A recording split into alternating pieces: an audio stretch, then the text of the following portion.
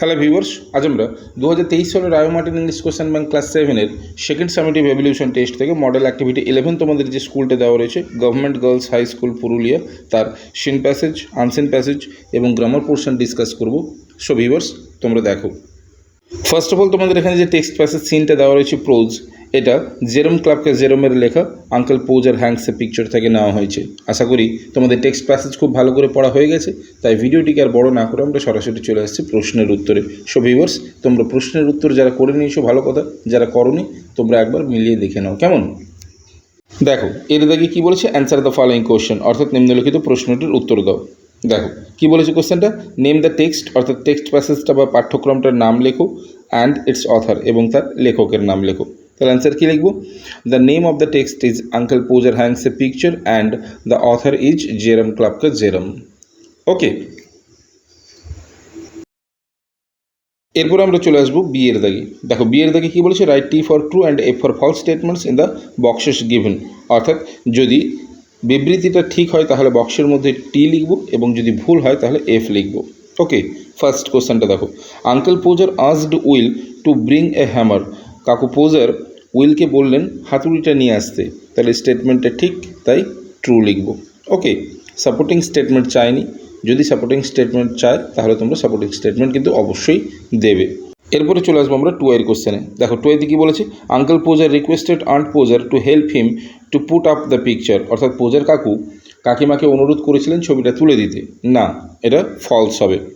ওকে, এরপরে আমরা চলে আসবো দুইয়ের দাগে। দেখো দুইয়ের দাগে কী বলেছে, read the extract of the poem and answer the questions given below, অর্থাৎ উদ্ধৃত কবিতাংশটি পড়ো এবং নিম্নলিখিত প্রশ্নগুলির উত্তর দাও। ওকে, তো এখানে যে কবিতাংশটা তুলে ধরা হয়েছে নিশ্চয়ই তোমরা বুঝতে পেরেছো, এটা রবার্ট লুইস স্টিভেনসনের লেখা দ্য ভেগাবন্ড থেকে নেওয়া হয়েছে।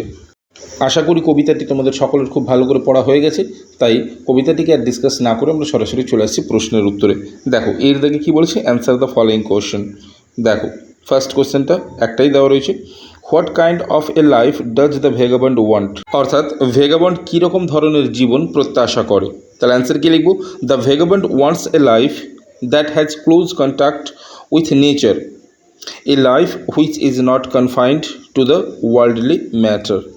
ওকে, অর্থাৎ ভেগাবন্ড এমন একটা জীবন প্রত্যাশা করে যেখানে সে সর্বদা প্রকৃতির সান্নিধ্যে থাকতে পারে, এবং এমন একটা জীবন সে প্রত্যাশা করে যেটা সীমাবদ্ধ নয় বা বদ্ধ নয় পার্থিব বিষয়ের দ্বারা। ওকে, এরপর আমরা চলে আসবো বিয়ের দাগে। দেখো বিয়ের দাগে কী বলেছে, find out words from the poem which mean the following. Okay, অর্থাৎ নিয়ারেস্ট মিনিং খুঁজতে বলেছে পোয়েম থেকে। দেখো প্রথম আয়ের দিকে কী রয়েছে, হ্যাপি, হ্যাপি মানে কি খুশি, তাহলে হবে কি জলি। ওকে, এরপরে টু আইতে দেখো কী বলেছে, a road that is not used very much, অর্থাৎ এমন একটা রাস্তা যেটা খুব একটা বেশি ব্যবহৃত হয় না, তাহলে কি হবে বাইওয়ে। ওকে, এরপর আমরা চলে আসবো তিনের দাগে রিডিং কম্প্রিহেনশন আনসিনে। এখানে একটা আনসিন প্যাসেজ দেওয়া রয়েছে, আমি আগে পড়ছি, তোমরা ভালো করে শোনো, তারপরেই কিন্তু প্রশ্নের উত্তরগুলো ডিসকাস করবো কেমন। দেখো, ভেরি সুন, খুব শিগগিরই, Galileo found himself in the university, অর্থাৎ গ্যালিলিও নিজেকে খুঁজে পেলেন একটি বিশ্ববিদ্যালয়ে। He was a strong young man with red hair and a cheerful face, অর্থাৎ তিনি ছিলেন একজন লাল চুল এবং হাসি মুখের শক্তিশালী যুবক। But was very short tempered, কিন্তু তিনি ছিলেন খুবই বদমেজাজি। ওকে, এরপরে দেখো, হি অফেন, তিনি প্রায়শই ডিসএগ্রিড উইথ হিজ টিচার্স, অর্থাৎ তিনি প্রায়শই তাঁর শিক্ষক মহাশয়দের কথা অমান্য করতেন।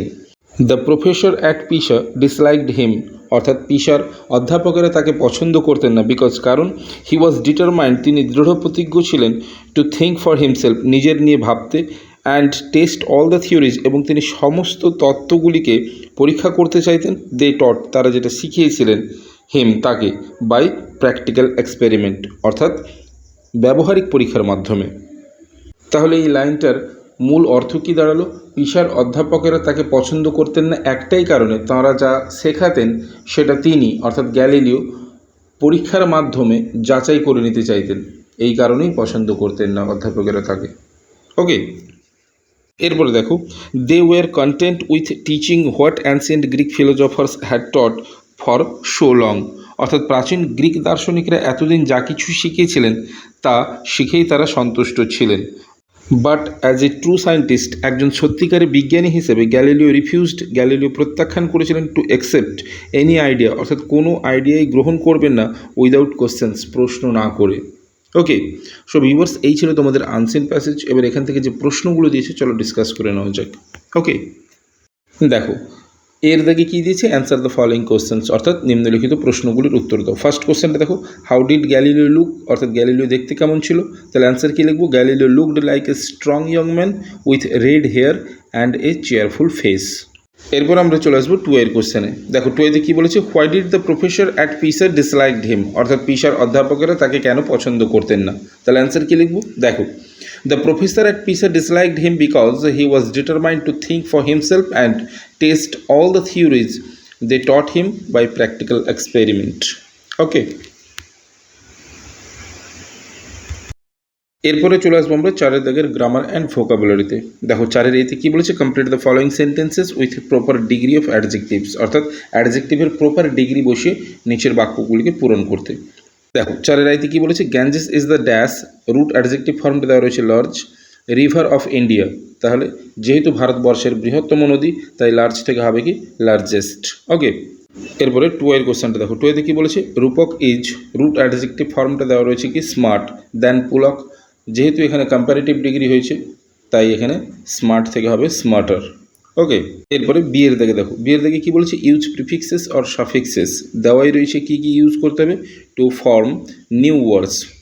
তাহলে পসিবল থেকে হবে কি ইম্পসিবল, সাফিসিয়েন্ট থেকে হবে ইনসাফিসিয়েন্ট এবং ইমিডিয়েট থেকে হবে ইমিডিয়েটলি। এখানে ইম্পসিবল এবং ইনসাফিসিয়েন্ট হলো প্রিফিক্স এবং ইমিডিয়েটলি হলো সাফিক্স। ক্লিয়ার। এরপরে সি এর দাগে দেখো, underline the participle adjective in the given sentences, অর্থাৎ নিচে যে বাক্যগুলো দেওয়া রয়েছে তার মধ্যে থেকে পার্টিসিপল অ্যাডজেক্টিভগুলো খুঁজতে বলেছে। তাহলে প্রথমেরটা দেখো কী রয়েছে, the loaded truck hit the tree, তাহলে এখানে হবে কি লোডেড। এরপরে টু এইটটা দেখো, cricket is an exciting game, এখানে হবে এক্সাইটিং। ওকে, এরপরে দেখো ডি এর দাগে কী বলেছে, আনসিন প্যাসেজ থেকে নিয়ারেস্ট মিনিং খুঁজতে বলেছে। ওকে, দেওয়া রয়েছে কি রেজলিউট, রেজলিউট থেকে হবে কি ডিটারমাইন্ড। ওকে, সো ভিউয়ার্স, এই ছিল তোমাদের মডেল অ্যাক্টিভিটি 11-এর সিন প্যাসেজ, আনসিন প্যাসেজ এবং গ্রামার পোর্শনের সম্পূর্ণ ভিডিও। যদি ভালো লেগে থাকে তাহলে অবশ্যই লাইক করে দিও। এছাড়া তোমরা যারা আমার চ্যানেলে নতুন অবশ্যই চ্যানেলটিকে সাবস্ক্রাইব করে রাখো পরবর্তী সময়ে এরকম আরও ভিডিওগুলো পাওয়ার জন্য। সো ভিউয়ার্স, আজ এই পর্যন্তই, কথা হবে নেক্সট ভিডিওতে। Till then, by.